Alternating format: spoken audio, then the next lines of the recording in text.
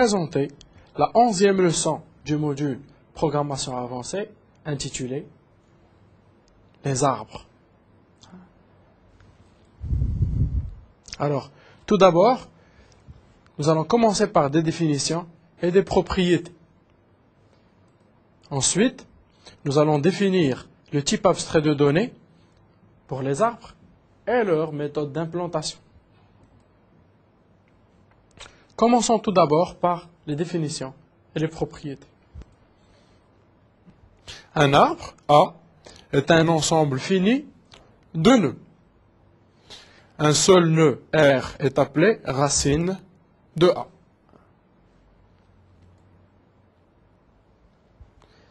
Les nœuds restants, c'est-à-dire différents de la racine, sont partitionnés en cas supérieur ou égal à 0, sous ensemble disjoint AI, I allant de 1 à K. Chaque ensemble AI est un arbre dont la racine RI descend directement de R. En fait, les arbres, c'est un type abstrait de données qui permet de structurer un ensemble d'éléments sous forme d'hiérarchie. Alors, chaque élément dans cette hiérarchie s'appelle au fait un nœud. Il y a un nœud racine, il y a des nœuds internes et il y a des feuilles. Donc, à chaque niveau, on va pouvoir partitionner au fait nos ensembles d'éléments en des partitions. Quatre partitions. Chaque partition est un arbre. Au fait, c'est un sous-arbre. On va voir par la suite. Donc, ceci est un exemple d'arbre. Donc, en fait, ici, les éléments sont partitionnés en 3 partitions. Et à chaque niveau, on voit encore de nouvelles partitions. Là, il y a 2 partitions. Là, il y a 3 partitions. Là, il y a une seule partition. À ce niveau-là, il y a 2 partitions. Donc, en fait, cet élément-là qui relie toutes les partitions s'appelle la racine de l'arbre. Et ces partitions-là, ces K partitions dont on a parlé, au fait, ce sont eux aussi des arbres. Donc, ça permet au fait de structurer un ensemble d'éléments sous forme au fait d'hiérarchie. On va avoir des hiérarchies selon des niveaux. Alors, feuille et nœud interne. Un nœud, son fils est appelé feuille. Un nœud qui n'est pas racine possède des fils est appelé nœud interne. Donc, en fait, le nœud qui n'a pas au fait de père, c'est la racine. Le nœud qui possède des fils, c'est un nœud interne.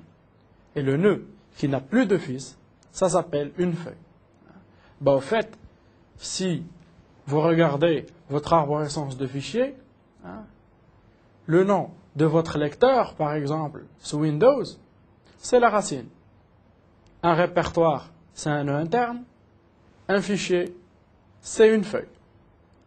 Sous Unix, le root, le slash, en fait, le root, en anglais, c'est la racine. Un répertoire, c'est un nœud interne. Et un fichier, c'est une feuille. Donc, selon une autre théorie qui s'appelle la théorie des graphes, un arbre est un graphe connexe et sans cycle. Nous allons voir en leçon 18 la notion de graphe et en leçon 18, on va comprendre qu'un arbre n'est rien d'autre qu'un graphe spécifique, connexe et sans cycle. Donc, je vous ai parlé au fait de la métaphore ou de l'image des répertoires et des sous-répertoires qu'on ouvre, mais la notion d'arbre est bien présente partout dans nos utilisations quotidiennes pour tous les éléments hiérarchiques. Une hiérarchie d'une organisation, c'est aussi un arbre. Donc, un arbre est connexe car tout nœud est accessible depuis la racine. Pour chaque nœud dans notre arbre, il existe un certain chemin entre la racine et ce nœud. D'où la notion de connexité. Un arbre est sans cycle car sur tout chemin, on rencontre chaque nœud traversé une et une seule fois. C'est-à-dire, en fait, quand on a un arbre, on ne peut jamais revenir en arrière. Donc, certes, l'arbre est connexe, c'est-à-dire il existe un chemin entre la racine et tout le de l'arbre, mais il n'existe jamais de retour arrière, donc il n'existe pas de cycle. Donc on dit que l'arbre, c'est un graphe acyclique. Ou sans cycle, c'est pareil. Alors, là, en fait, je vous donne un graphe. On va voir par la suite la théorie des graphes. Et là, en fait, je vous donne, parmi ce graphe, une partie qui forme, en fait, un arbre. De 1, on va à 3. De 3, on va à 1. De 3, on va à 9. De 3, on va à 8. De 8, on va à 3. Et de 3, on va à 0. Et seulement, en fait, en prenant cette partie du graphe, on retrouve un arbre. Mais le reste n'est pas un arbre parce qu'en fait, il y a des cycles. Alors, qu'est-ce qu'un sous-arbre? Un sous-arbre A' d'un arbre A est un arbre dont la racine est un nœud interne R' de A. Et les éléments sont les descendants de R'. Ça veut dire, en fait, dès lors que l'on a un arbre, avec, on a dit, des partitions qui sont eux-mêmes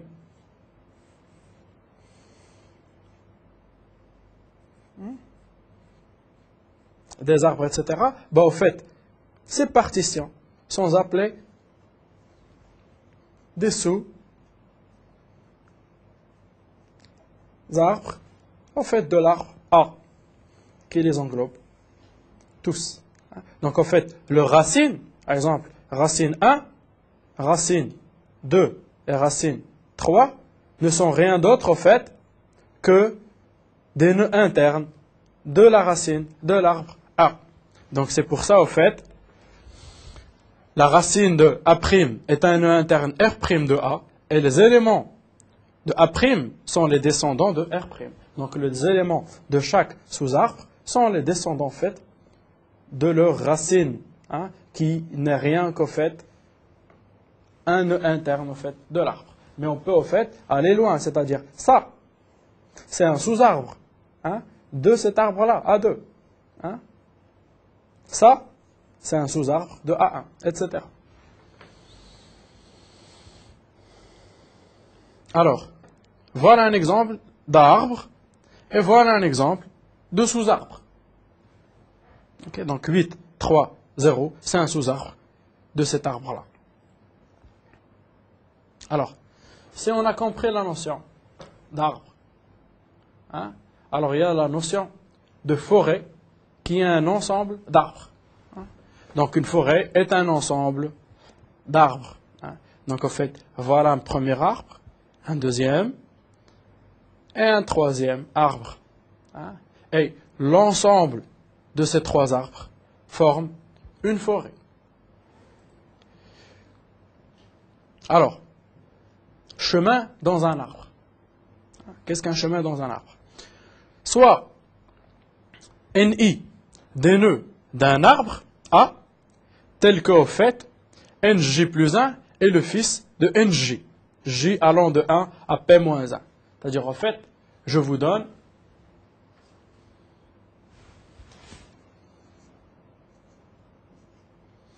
un certain nombre de nœuds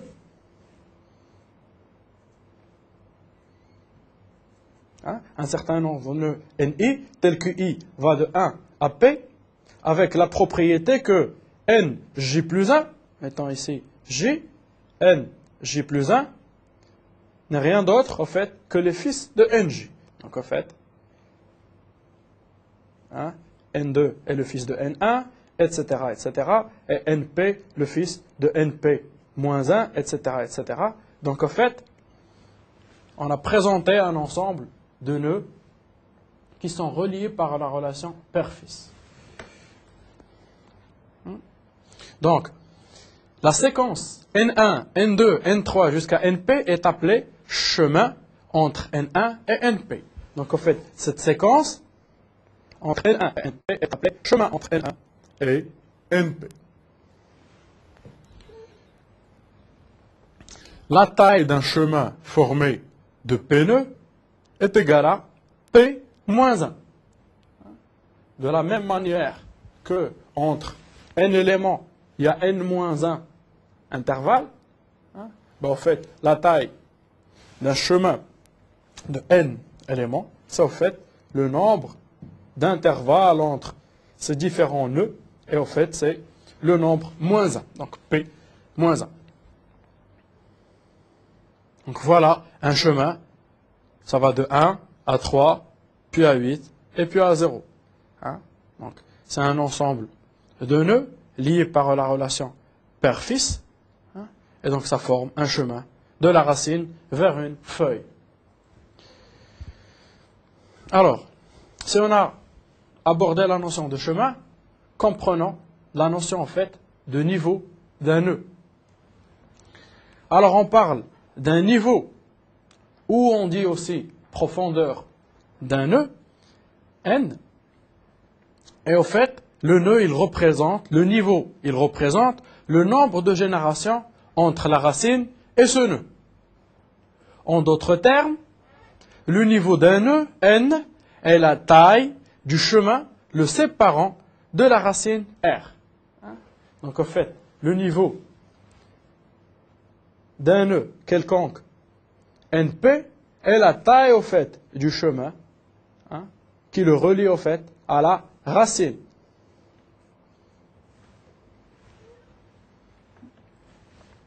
Donc, le niveau au fait de la racine, vu que la distance entre la racine et elle-même est de 0, le niveau de la racine est égal à 0. Le niveau d'un nœud N est égal à 1 plus le niveau du parent. Donc, pour chaque nœud, son niveau est égal à le niveau de son parent plus 1. C'est-à-dire, en fait, ici, si N1 est le descendant direct de la racine, son niveau, c'est le niveau de la racine plus 1 qui est égal à 1. Le niveau de N2 est le niveau de son père qui est 1 plus 1, ça donne 2, etc. etc.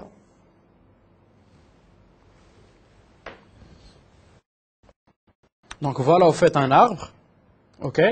Donc, on a bien dit que le niveau de la racine est égal à 0. Et le nœud, au fait, descendant directement de la racine, son niveau c'est 1. Pour chaque génération descendante, on ajoute un 1. OK? Et donc, au fait, on tombe sur le niveau de cette feuille est égal à 3.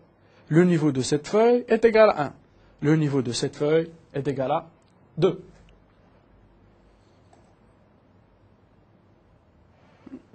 Donc, au fait, si on a parlé du niveau d'un nœud dans un arbre, parlons maintenant de la hauteur d'un arbre.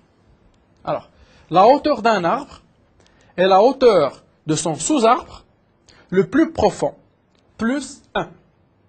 Donc, si on a un arbre, en fait, on calcule, pour calculer sa hauteur, il faut calculer la hauteur de tous ses sous-arbres, trouver le maximum de la hauteur de ces sous-arbres et ajouter 1. En d'autres termes, la hauteur d'un arbre est le nombre de nœuds sur le plus long chemin menant de la racine à une feuille de l'arbre.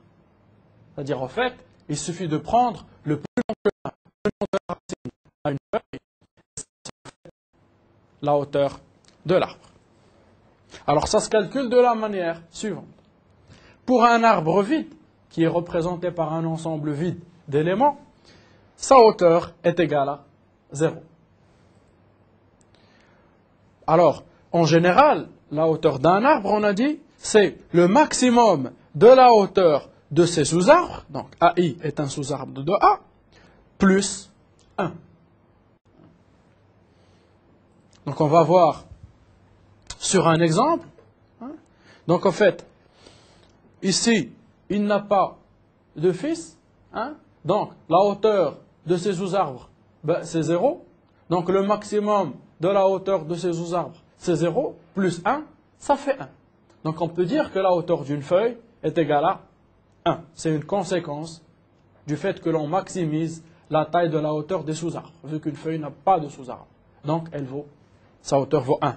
Donc pareillement, hein, on a dit la hauteur de cet arbre-là, c'est le maximum des hauteurs de ces sous-arbres plus 1. Le maximum des hauteurs de 1 et 1 est égal à 1, plus 1, ça fait 2. Hein? Et au fait, ici, la hauteur de cet arbre, c'est 1. De cet arbre, c'est 1. Ici, la hauteur est 2. Donc, ça forme le maximum. Hein? Donc, la hauteur de cet arbre-là, c'est le maximum de la hauteur de ce sous-arbre qui vaut 2, plus 1, ça donne 3. Hein? Et de la même manière, on voit que 3 est supérieur à la hauteur de cet arbre qui est 2, est supérieur à la hauteur de ce sous-arbre qui vaut 2. Donc, la hauteur de cet arbre, c'est le maximum des hauteurs de ces sous-arbres qui vaut 3 plus 1, donc 4. Donc la hauteur de cet arbre est égale à 4. Hein? Et si au fait, on regarde la définition qui dit que la hauteur d'un arbre, c'est la hauteur, c'est le nombre de nœuds dans le chemin le plus long menant de la racine à une feuille, ben on regarde ici au fait que le chemin le plus long menant de la racine à une feuille dans cet arbre, c'est le chemin 1, 3, 8, 0. Hein? Ou bien 1, 3, 8, 3. Donc le nombre de nœuds sur ce chemin-là, le plus long, est égal à 4, ce qui vérifie au fait le fait que la hauteur de l'arbre est égale à 4. Alors, si on a parlé de notion d'arbre, de notion de sous-arbre, de notion de forêt, de notion de profondeur d'un nœud, de notion de hauteur d'un arbre, là on va parler au fait d'un type d'arbre spécifique qui est l'arbre binaire. Alors, un arbre binaire A est un arbre dont les nœuds sont partitionnés à chaque niveau en deux sous-arbres, A1 et A2 au plus. Si on avait dit qu'un arbre, en général, c'est un ensemble de nœuds qui sont faits partitionnés en cas partition, et chaque partition peut être repartitionnée en cas prime partition, etc. Hein? Un arbre binaire, c'est un arbre pour lequel, à chaque fois, on va partitionner nos éléments en deux partitions. Donc, au premier niveau de partition, deuxième niveau de partition, troisième niveau de partition, etc., etc., etc. Et au fait, ça se représente de la manière suivante, etc. Alors, on dit ici, il est partitionné à chaque niveau en deux sous-arbres au plus. Alors, le au plus veut dire deux sous-arbres, un sous-arbre, ou bien zéro sous-arbre, s'il s'agit d'une feuille. Alors, voilà un exemple d'arbre binaire. Donc, à ce niveau-là, on partitionne en deux partitions, deux sous-arbres. À ce niveau-là, on partitionne en une partition, il a un seul fils. Et à ce niveau-là, on partitionne en deux partitions, il a deux fils. Ce sous-arbre s'appelle le sous-arbre gauche et ce sous-arbre s'appelle le sous-arbre droit. Donc, on appelle sous-arbre gauche la partition gauche d'un arbre binaire. Et sous-arbre droit, la partition droite d'un arbre binaire.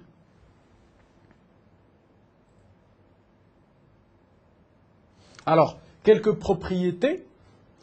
Un arbre, généralement, possède une et une seule racine, que ce soit pour les arbres binaires ou en général. Il existe un et un seul chemin entre la racine et tout nœud de l'arbre. Un chemin parce que c'est connexe et un seul chemin parce qu'il n'existe pas de cycle et de circuit. Tout nœud d'un arbre possède un nœud parent, sauf la racine de l'arbre. Hein? Donc, tout nœud d'un arbre possède un parent, sauf la racine de l'arbre. S'il existe un chemin entre un nœud NI et un nœud NJ, alors NI est l'ancêtre de NJ. Si on revient à la notion de chemin, s'il existe un chemin entre NI et NJ, hein, alors ça peut aller très loin dans le temps, une relation directe ou indirecte, alors en fait on dit que ce nœud-là est ancêtre de ce nœud. Et symétriquement on dit que ce nœud-là est descendant de ce nœud.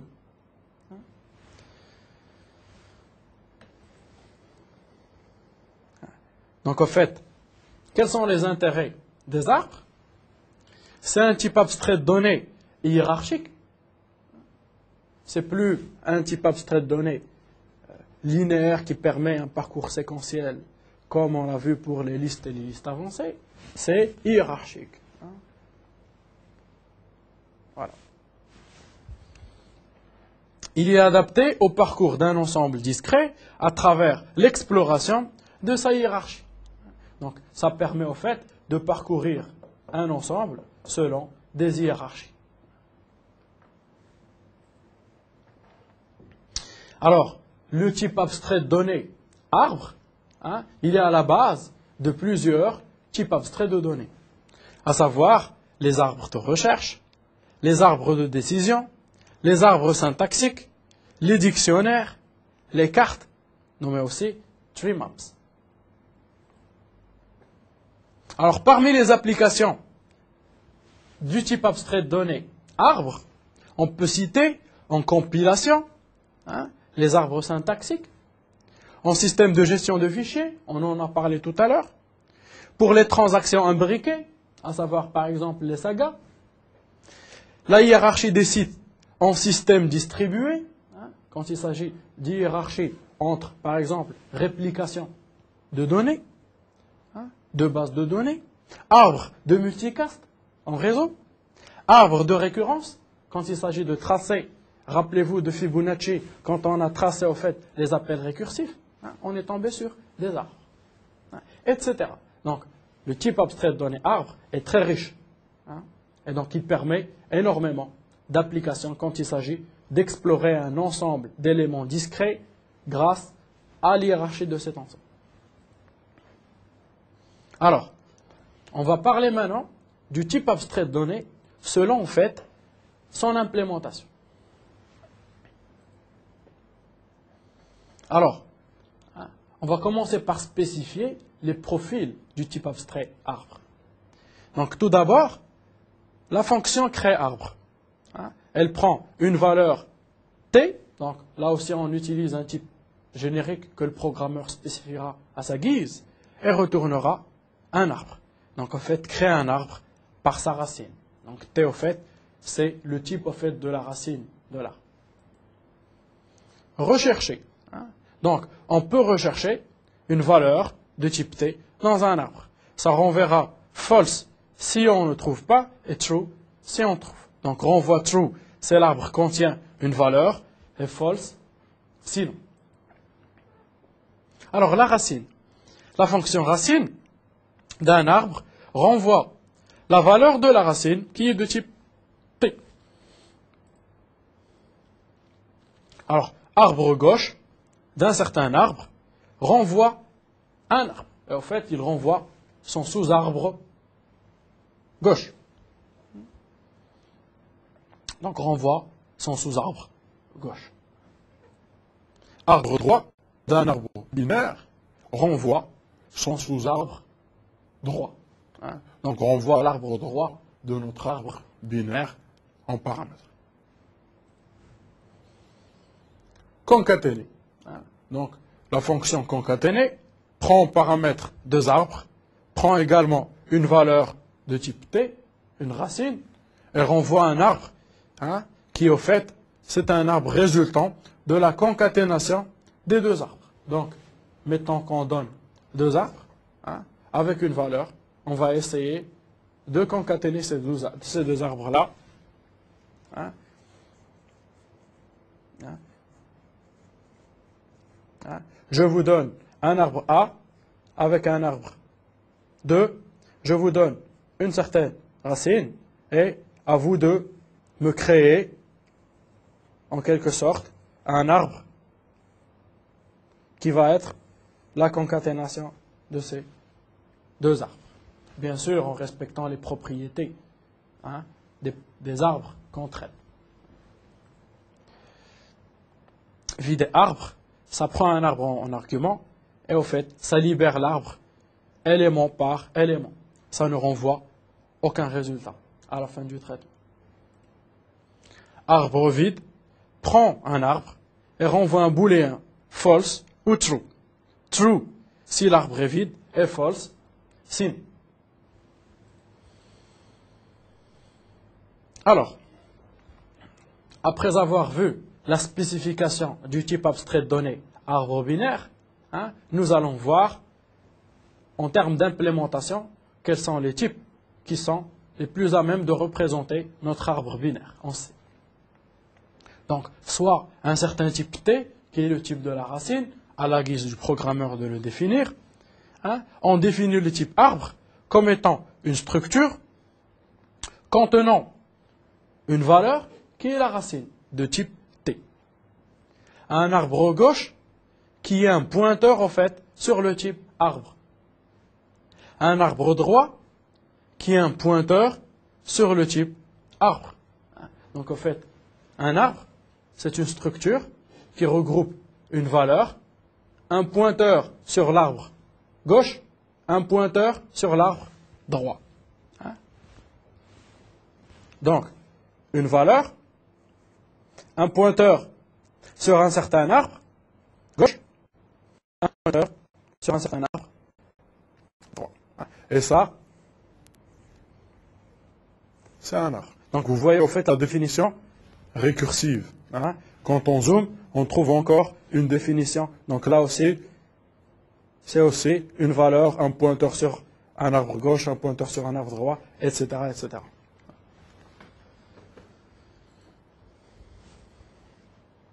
Alors, si l'on regarde maintenant l'entête de notre type abstrait de données, arbre binaire.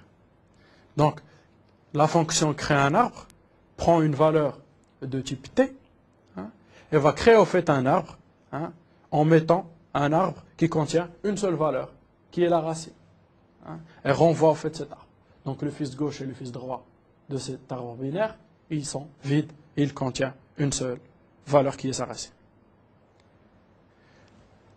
La fonction recherchée, elle va prendre en paramètre un pointeur sur un arbre, elle va prendre une valeur de type T, et puis elle va renvoyer un booléen qui dit oui, si on a retrouvé la valeur dans l'arbre binaire, sinon elle va renvoyer false. La fonction racine prend un pointeur sur un arbre et va renvoyer au fait la valeur de la racine qui est de type T. La fonction arbre gauche prend un pointeur sur un arbre et nous renvoie un pointeur sur un arbre qui est l'arbre gauche de notre arbre binaire A. La fonction arbre droit prend un pointeur sur un arbre et renvoie un pointeur sur un arbre qui n'est rien d'autre que l'arbre droit de notre arbre binaire A.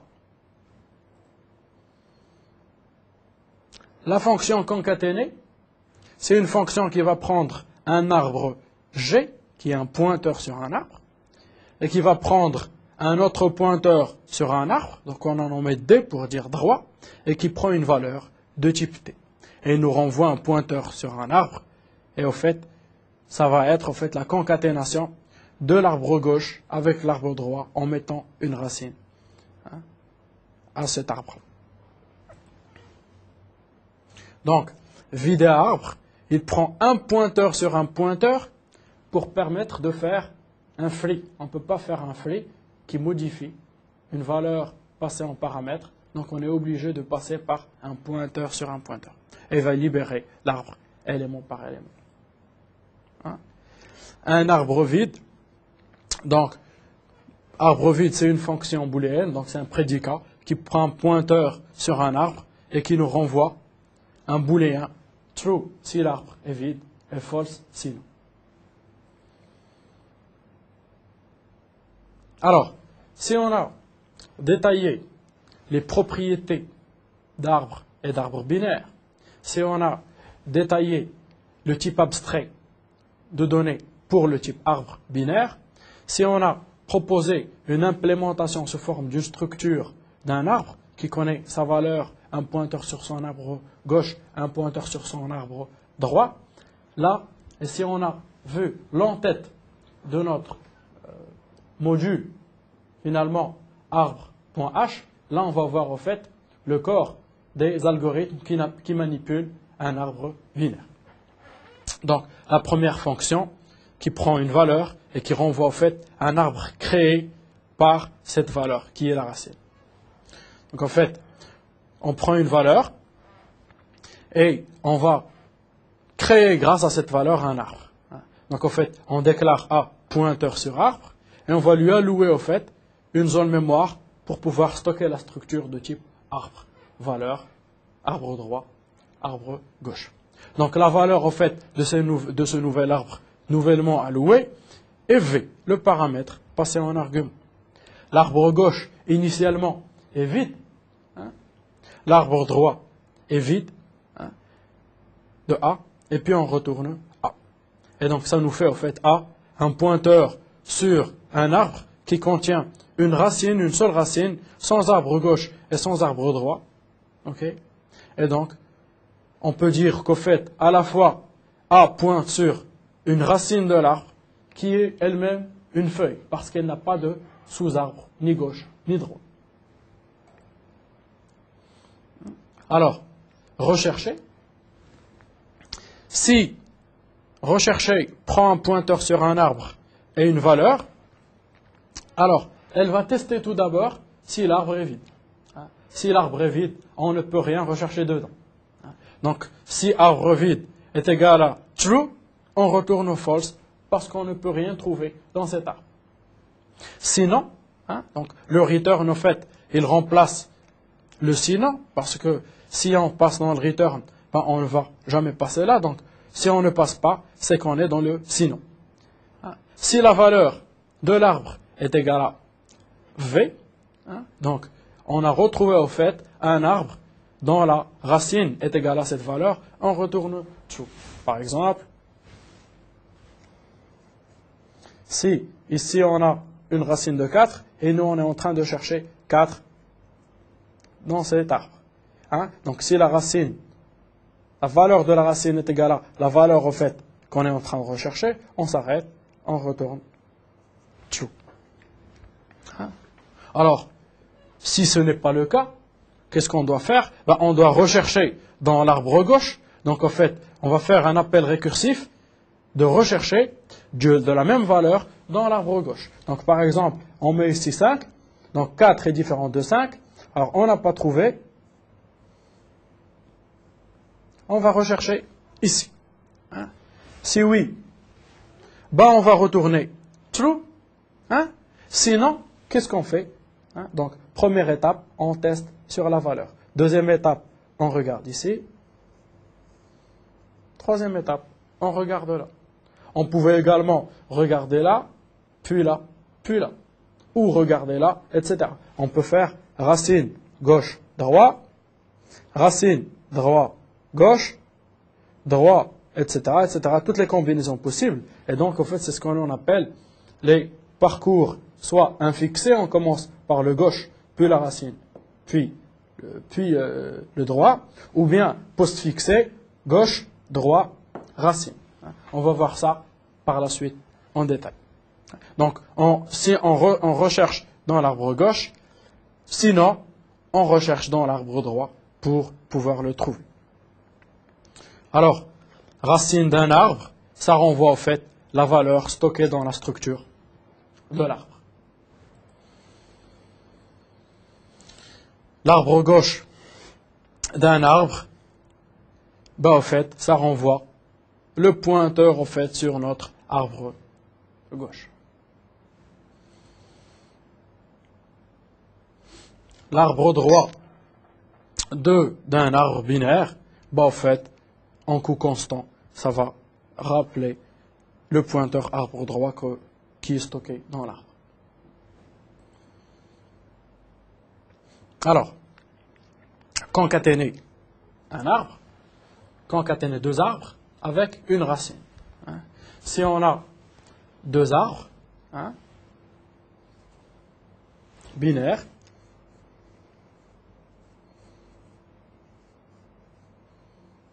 hein, et on donne une racine, et on essaie de les concaténer. Alors, ici, ce qu'on propose, c'est au fait de créer tout d'abord un arbre. Hein. Donc, en fait, on déclare un pointeur sur un arbre, et on appelle créer arbre par rapport au fait à la valeur passée en paramètre, donc, qui est au fait la racine. On va dire que l'arbre gauche de notre arbre, c'est au fait G, et que l'arbre droit de notre arbre, c'est D. Et on retourne A. Hein? Donc, en fait, ce qu'on est en train de faire, c'est qu'on dit, on va créer, en fait, un arbre, ok, avec la racine ici. On va dire que l'arbre gauche, il pointera là, et l'arbre droit, il pointera là. Sachant qu'ici, en fait, c'est gauche, et ici, c'est dépassé en paramètre.